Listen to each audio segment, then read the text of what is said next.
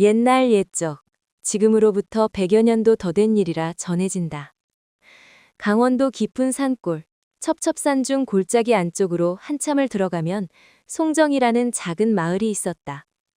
마을 이름이 송정인 까닭은 마을 어귀에 수백 년은 좋게 묵었을 소나무 한 그루가 서 있어 그 아래 정자를 지어 쉬었던 것에서 비롯되었다 한다. 송정 마을은 모두 합쳐도 20집이 채 안 되는 조그만 마을이었으나 마을 한복판에 기와집 한 채가 자리하고 있었으니 바로 이 고을에서 3대째 양반 행세를 하던 윤씨 가문의 집이었다. 윤씨 집안은 본라 벼슬길에 오른 선비를 여럿 냈으나 대대로 청렴함을 숭상하여 재산을 모으지 못했고 이대에 이르러서는 집안이 많이 기울어 있었다. 그래도 가문의 채통이 있어 마을 사람들은 윤씨 어른을 존경했고 그 집 외동딸인 윤설아 아씨를 마을의 꽃처럼 여겼다. 설아 아씨는 올해 21살이었다. 달밤의 매화처럼 고운 얼굴에 버들잎 같은 눈썹을 가진 아씨는 그 외모만큼이나 마음씨 또한 곱기로 마을의 소문이 자자했다. 집안이 가난하여도 늘 웃음을 잃지 않았고 마을의 아녀자들이 무거운 짐을 지고 가면 자기 손으로 거들어 주었으며 아이들이 울면 무릎에 앉혀 노래를 불러주곤 했다. 그러나 설아 아씨에게는 한 가지 큰 시름이 있었으니 바로 돌아가신 어머니가 남긴 기이한 병이었다. 아씨의 어머니 되시는 분은 설아를 낳고 얼마 지나지 않아 산후병을 얻어 세상을 떠나셨는데 설아 아씨가 15살 되던 해부터 같은 병이 찾아온 것이었다.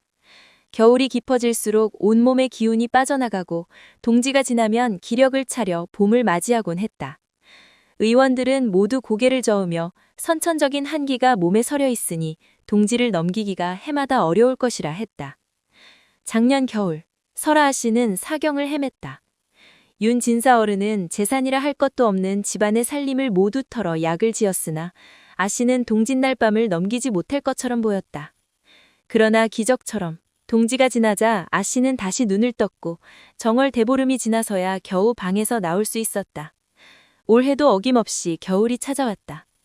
첫눈이 내리던 날 윤 진사는 사랑채에 앉아 마당의 눈을 바라보며 깊은 한숨을 쉬었다.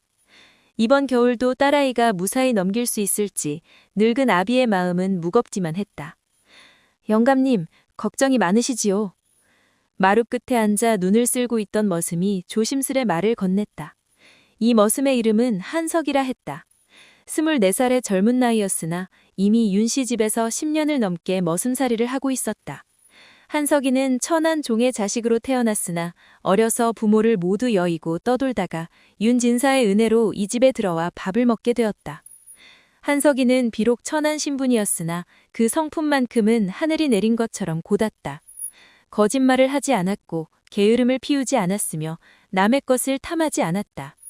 일을 시키면 2배로 해냈고 윤 진사가 어려울 때면 자기 먹을 것을 덜어 보태곤 했다. 무엇보다 한석이는 설아 아씨를 한없이 존경하고 아꼈다. 물론 그것은 머슴이 주인집 아씨를 섬기는 마음이어야 했으나 한석이의 마음속 깊은 곳에는 감히 입 밖으로 낼 수 없는 또 다른 마음이 자리하고 있었다.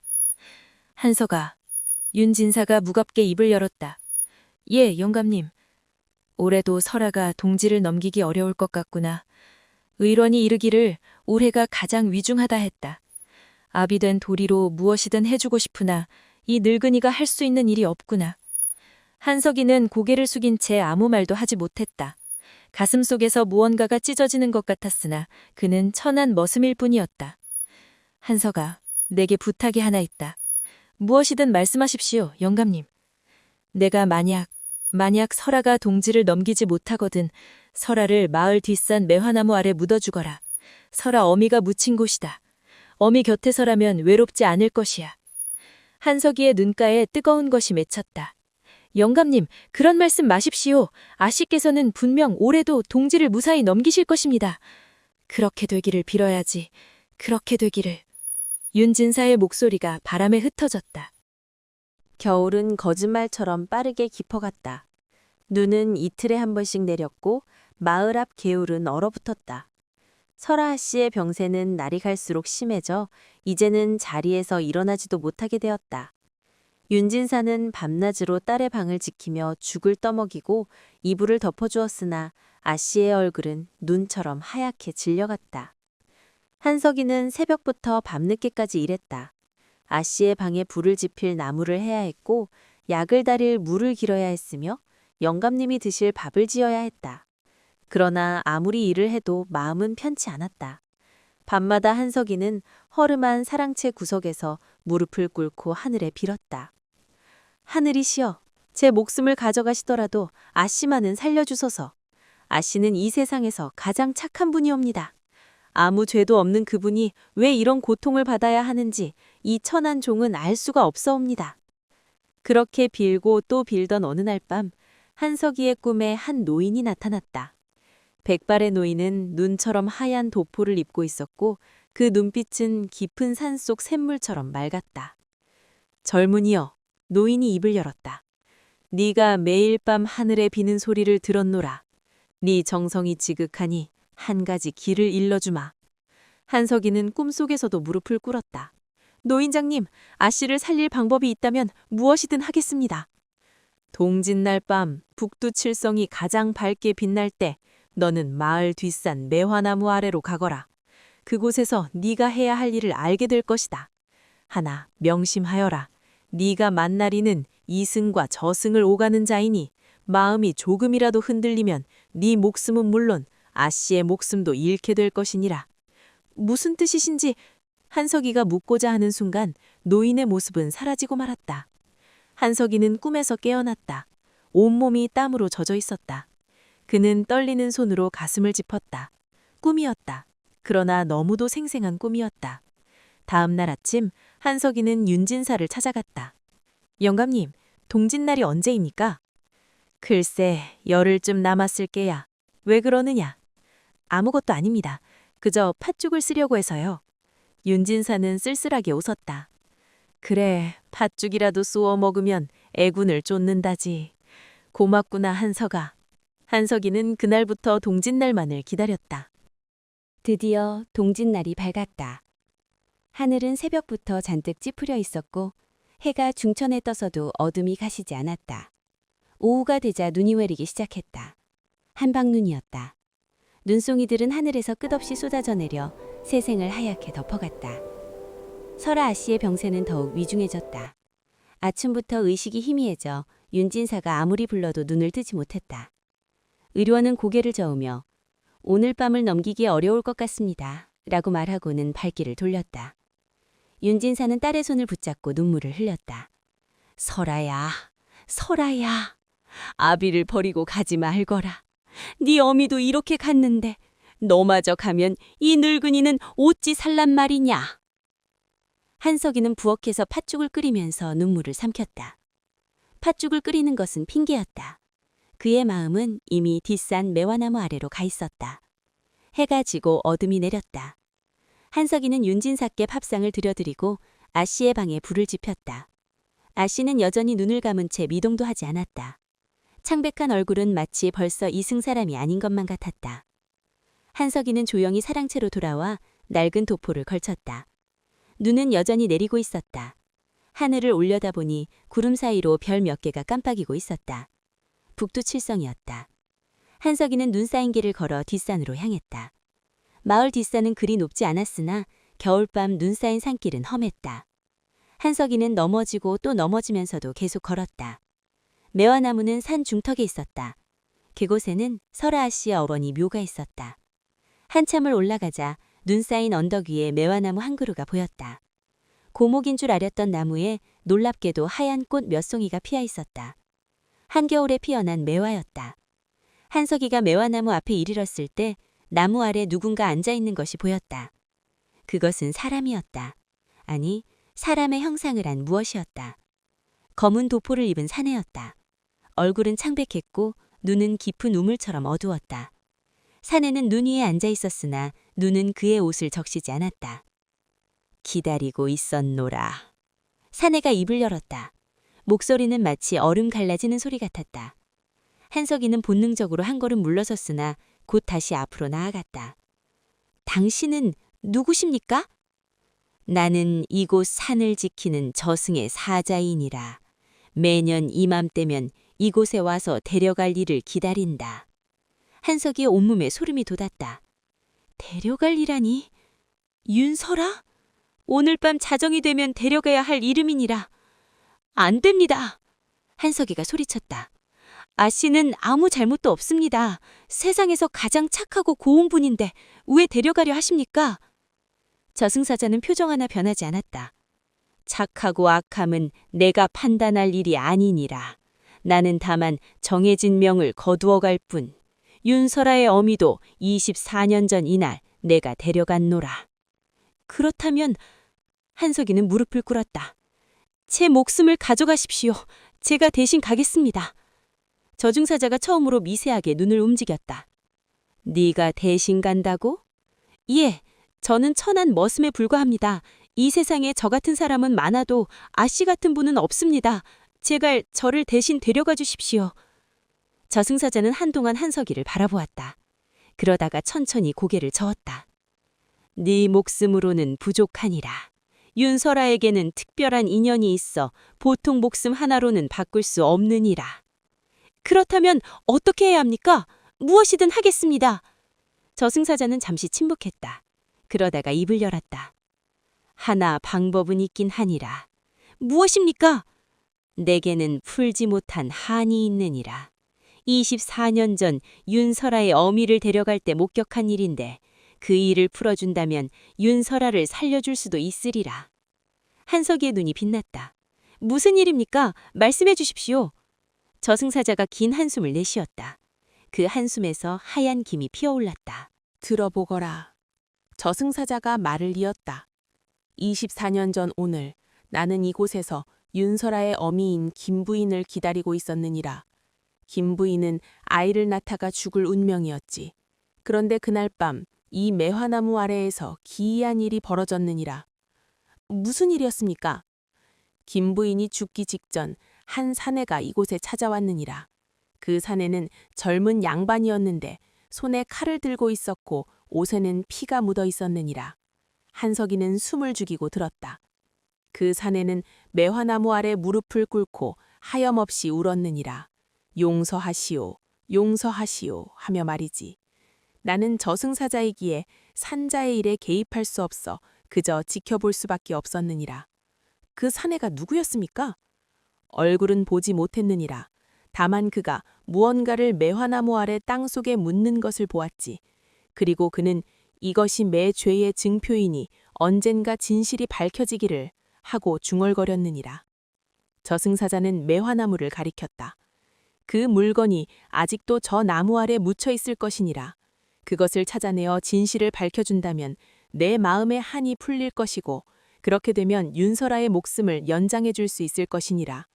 한석이는 주저하지 않고 매화나무로 다가갔다. 눈을 헤치고 땅을 파기 시작했다. 맨손으로 파니 손이 곧 얼어붙고 피가 났으나 한석이는 멈추지 않았다. 한참을 파자 손끝에 무언가 단단한 것이 닿았다. 그것은 작은 나무 상자였다. 한석이는 조심스럽게 상자를 꺼냈다. 상자는 오래되어 곳곳이 썩어 있었으나 아직 형태는 유지하고 있었다. 상자를 열자 안에는 3가지 물건이 들어있었다. 첫째는 비녀 하나였다. 은으로 만든 비녀인데 끝에 작은 매화꽃이 조각되어 있었다. 둘째는 펼쳐진 종이 한 장이었다.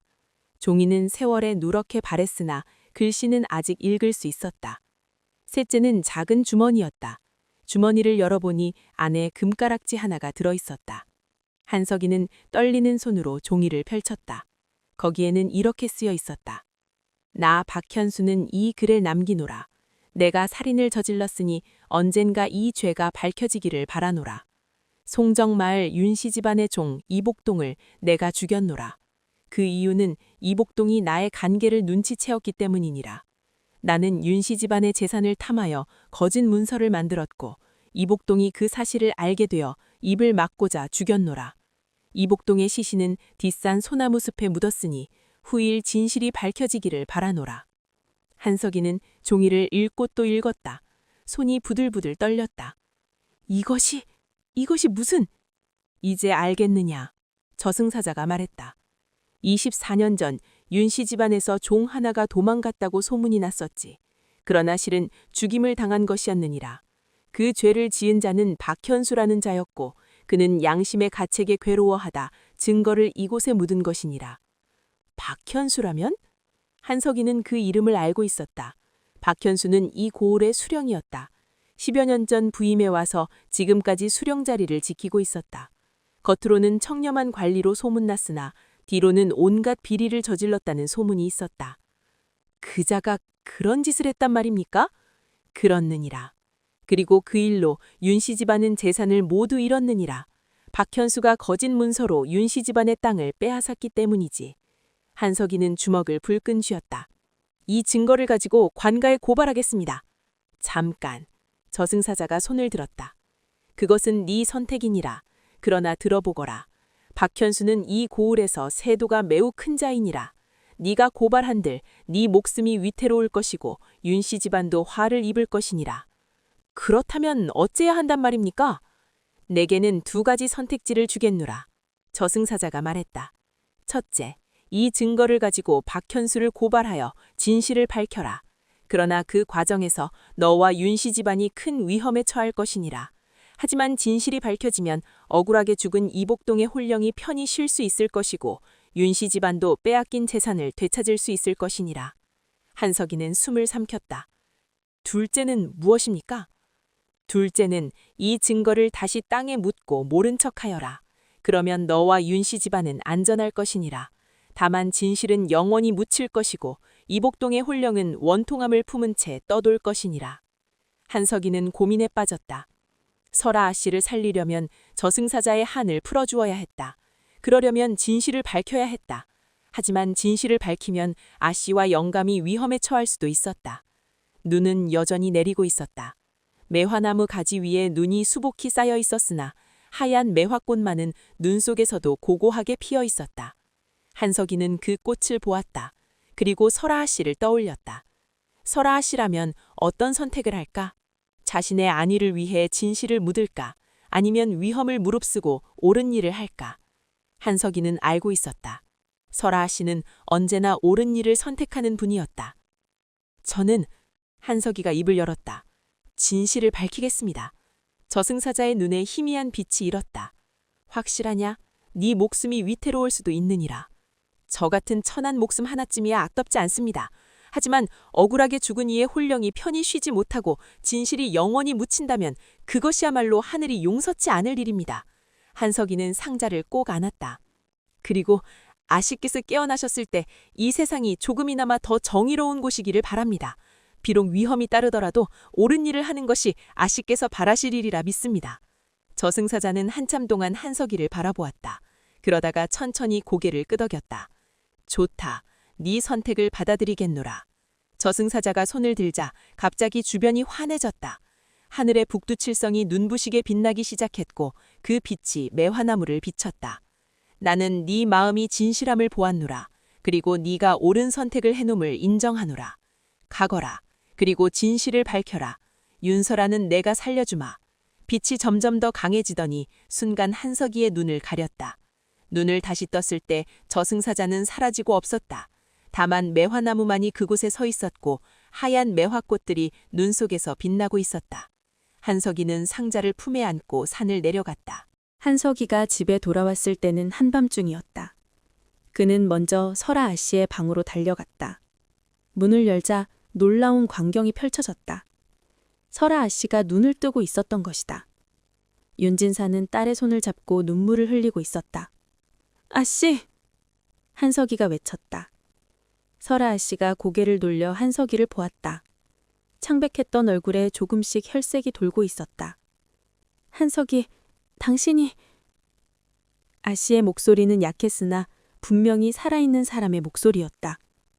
윤진사가 한석이를 보며 말했다. 한석아, 기적이야 기적. 설아가 방금 눈을 떴어. 의원이 오늘 밤을 넘기지 못할 거라더니 갑자기 눈을 뜬 거야. 한석이는 무릎이 풀려 그 자리에 주저앉았다. 저승사자가 약속을 지킨 것이다. 영감님, 한석이가 떨리는 목소리로 말했다. 제게 말씀드릴 것이 있습니다.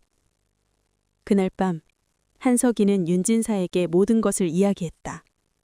꿈에 나타난 노인, 저승사자를 만난 일, 그리고 매화나무 아래에서 찾은 상자와 그 안의 증거들. 윤진사는 처음에는 믿기 어렵다는 표정이었으나 상자 속의 비녀를 보고는 얼굴이 창백해졌다. 이 비녀는, 이것은 설아 어미가 가지고 있던 비녀가 아닌가. 어미 묘에 넣어주려 했는데 어디론가 사라져서 찾지 못했었지. 그리고 종이에 쓰인 내용을 읽고는 분노로 온몸을 떨었다. 박현수, 그자가 그런 짓을. 윤진사는 한참을 종이를 들여다보다가 고개를 들어 한석이를 보았다. 한석아, 이 일을 어찌하면 좋겠느냐. 영감님, 진실을 밝혀야 합니다. 하지만 박현수는 이 고을의 수령이야. 우리가 그를 고발한들 과연 정의가 실현될까? 오히려 우리가 영모죄로 몰려 화를 입을 수도 있어. 한석이는 단호하게 말했다. 영감님, 그래도 해야 합니다. 억울하게 죽은 이복동의 혼령을 위해서라도, 그리고 의로움을 위해서라도. 설아 아씨가 약한 목소리로 말했다. 아버지, 한석이 말이 맞습니다. 우리가 진실을 밝히지 않으면 누가 밝히겠습니까? 윤진사는 딸과 한석이를 번갈아 보았다. 그러다가 깊은 한숨을 쉬고는 고개를 끄덕였다. 좋다. 내 비록 늙고 힘없는 양반이지만 아직 의로운 만큼은 잃지 않았다. 이 증거를 가지고 감사께 상소를 올리겠다. 다음 날, 윤진사는 증거를 가지고 감사에게 상소를 올렸다. 감사는 처음에는 믿지 않았으나 증거를 보고는 깜짝 놀라 즉시 조사를 명했다. 뒷산 소나무 숲을 파자 과연 뱃골이 나왔다. 그것은 24년 전에 사라진 종 이복동의 시신이었다. 박현수는 즉시 체포되었다. 그는 처음에는 발뺌을 했으나 증거 앞에서는 더 이상 부인할 수 없었다. 결국 모든 죄를 자백했다. 그는 젊었을 때 윤씨 집안의 재산을 탐내 거짓 문서를 만들었고 그 사실을 알게 된 종 이복동을 살해한 것이었다. 그리고 그 재산으로 벼슬길에 올라 수령이 된 것이었다. 박현수는 사형을 선고받았고 빼앗긴 윤씨 집안의 재산은 모두 돌려줬다. 소식은 삽시간에 온 고을에 퍼졌다. 사람들은 윤진사의 의로움과 한석이의 용기를 칭송했다. 정월보름이 지나고 봄이 찾아오기 시작했다. 윤씨 집안은 다시 옛 영화를 되찾았다. 빼앗긴 땅이 돌아왔고 집안도 재건되었다. 그러나 윤진사가 가장 기뻐한 것은 딸 설아가 완전히 건강을 회복한 일이었다. 설아 씨는 동짓날 밤 이후로 놀라울 정도로 빠르게 회복되었다. 몸의 한기가 사라졌고 안색이 돌아왔으며 봄이 오자 마을을 거닐 수 있을 만큼 건강해졌다. 어느 따스한 봄날 설아 씨는 뒷마당에서 꽃구경을 하고 있었다.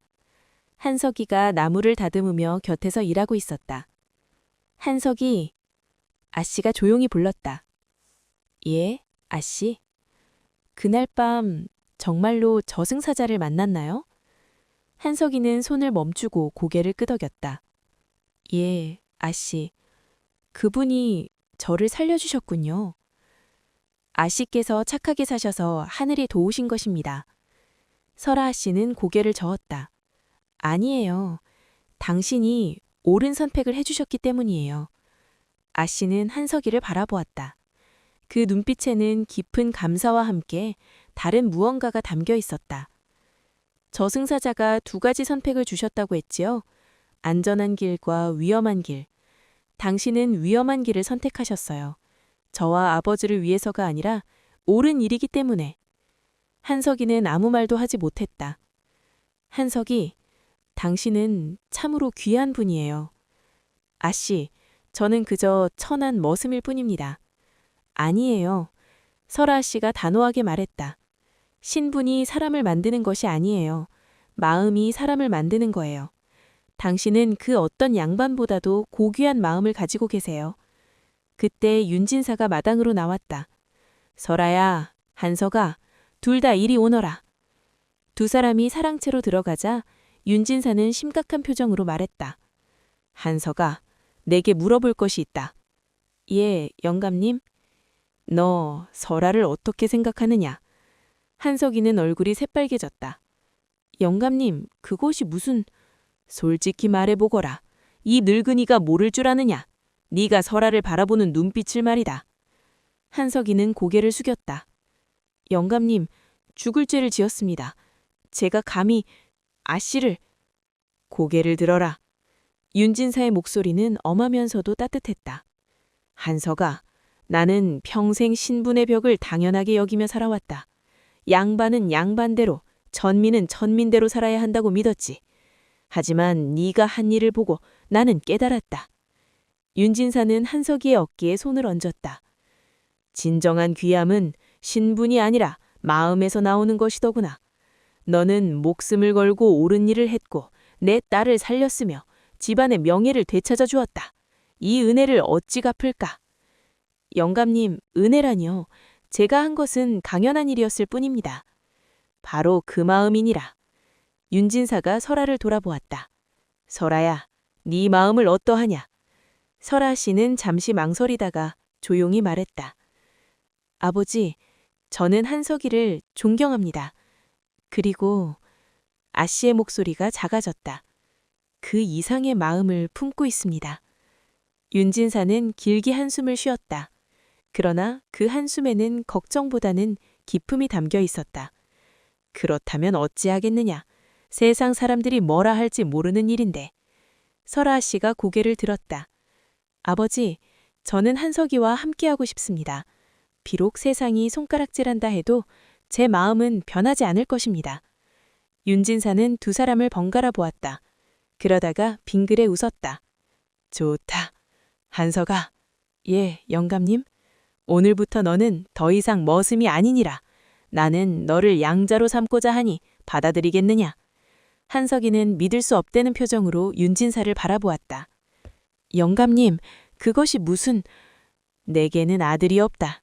그리고 내게 보기에 네가 복 말하여 진정한 선비의 자질을 갖춘 사람이니라.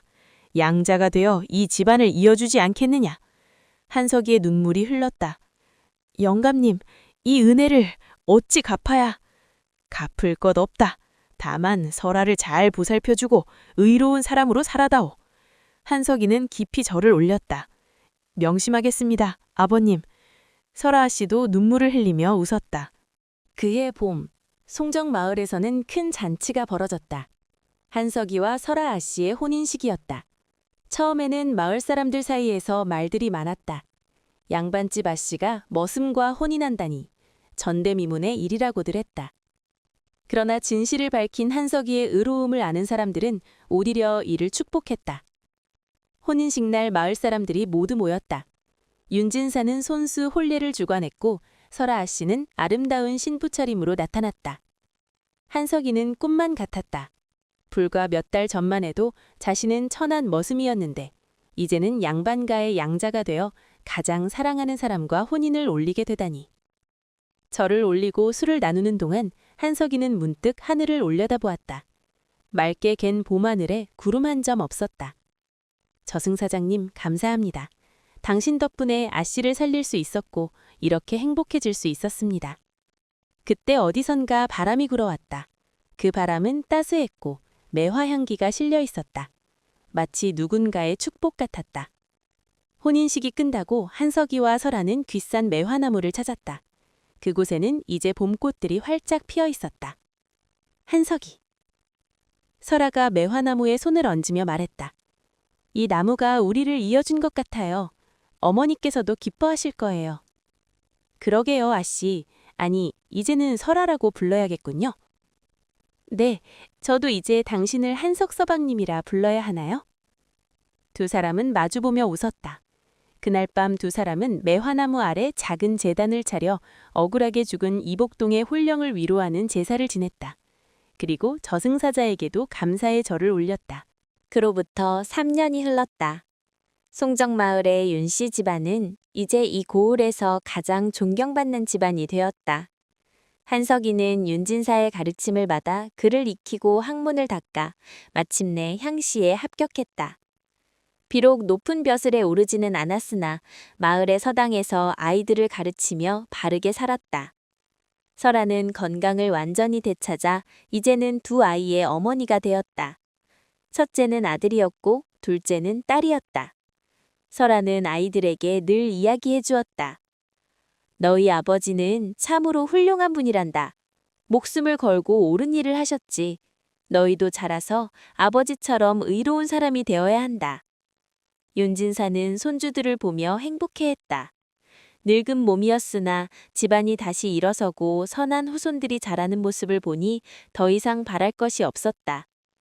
어느 동짓날 밤, 한석이는 다시 뒷산 매화나무를 찾았다. 눈이 내리고 있었고 매화나무에는 또다시 하얀 꽃이 피어 있었다. 한석이는 나무 앞에 무릎을 꿇고 절을 올렸다. 저승사자님, 그리고 이복동 어른, 설아 어머님, 저 한석이가 인사드립니다. 당신들 덕분에 저희는 행복하게 살고 있습니다. 부디 편히 쉬시기 바랍니다. 그때 어디선가 목소리가 들려왔다. 잘 살고 있구나, 한석이여. 한석이는 깜짝 놀라 고개를 들었다. 그러나 아무도 보이지 않았다. 다만 바람이 불어와 눈송이들을 흩날릴 뿐이었다. 네가 한 선택은 옳았노라. 의로움을 선택한 자에게는 하늘이 복을 내리느니라. 앞으로도 그 마음 잃지 말고 살거라. 목소리가 점점 작아지더니 바람과 함께 사라졌다. 한석이는 다시 한번 깊이 절을 의었다. 집으로 돌아오는 길, 한석이는 설아와 아이들이 기다리고 있는 집을 바라보았다. 창문에는 따스한 불빛이 새어나오고 있었다. 그는 문득 깨달았다. 진정한 행복이란 부귀영화가 아니라 옳은 일을 하고 사랑하는 이들과 함께하는 것이라는 것을. 그리고 선한 마음으로 산 자에게는 반드시 하늘이 복을 내린다는 것을. 그로부터 또 많은 세월이 흘렀다. 한석이와 설아는 백년해로했고 그들의 자손들은 대대로 의로움을 잊지 않고 살았다. 송정마을 사람들은 이 이야기를 아이들에게 들려주며 가르쳤다. 신분이 높고 낮음이 사람을 만드는 것이 아니라 그 마음이 사람을 만드느니라. 한석이처럼 옳은 일을 선택하는 용기를 가져라. 그리고 설아처럼 편견을 버리고 진실을 보는 눈을 가져라. 매화나무는 지금도 그 자리에 서 있다 전해진다. 매년 동짓날이면 한겨울에도 하얀 꽃을 피워 지나가는 이들에게 희망을 전한다고 한다. 혹시 강원도 깊은 산골을 여행하다가 눈 속에 피어난 매화꽃을 보게 된다면 이 이야기를 떠올려 보시라. 가장 추운 겨울에도 꽃은 피어나고 가장 어두운 밤에도 별은 빛난다. 그리고 가장 어려운 순간에도 옳은 일을 선택하는 용기를 가진 자에게는 반드시 봄이 찾아온다는 것을. 이것이 바로 동지의 기적, 한석이와 설아의 이야기이니라. 선행은 결국 자신에게 돌아온다는 옛말이 있다. 한석이는 자신의 안위를 돌보지 않고 옳은 일을 선택했다. 그는 억울하게 죽은 이의 혼령을 위로하고 진실을 밝히는 위험한 길을 택했다. 그리고 그 선택의 결과는 무엇이었는가? 사랑하는 사람을 잃지 않았고 진실이 밝혀졌으며 마침내 신분의 벽을 넘어 진정한 행복을 얻게 되었다. 이 이야기는 우리에게 묻는다. 위험이 따르더라도 옳은 일을 할 것인가? 안전하지만 양심을 저버리는 길을 택할 것인가? 한석이의 선택은 분명했다. 그리고 하늘은 그를 저버리지 않았다. 우리도 삶에서 선택의 순간을 맞이한다. 그때 한석이를 떠올려보자. 그리고 기억하자. 가장 추운 겨울밤, 동짓날에 일어난 기적을. 한 사람의 용기가 어떻게 많은 이들에게 봄을 가져왔는지를. 의로움을 잃지 않는다면 우리에게도 기적은 찾아올 것이다. 이것이 바로 조상들이 우리에게 전하고자 했던 지혜가 아니겠는가.